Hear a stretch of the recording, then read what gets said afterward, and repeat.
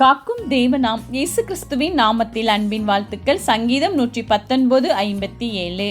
கர்த்தாவே, நீரே என் பங்கு, நான் உமது வசனங்களை கைக்கொள்வேன் என்றேன். பிரியமானவர்களே, நாம் வாழ்கின்ற இந்த வாழ்க்கையில் கர்த்தராகிய இயேசு கிறிஸ்து நம்மோடு இருக்கிறார் என்ற நிச்சயத்தை நாம் பெற்றுள்ளோம். ஏனென்றால் அவர் கூறுகிறார், அவர் நமக்கு பங்காய் இருப்பேன் என்று. எனவே நாம் அவரை பார்த்து நீரே என் பங்கு என்று சொல்லும் பொழுது அவர் நம்மோடு இணைந்து நம் கரங்களை பிடித்து கொண்டு சரியான நேரான பாதையில் நம்மை வழிநடத்துவார்.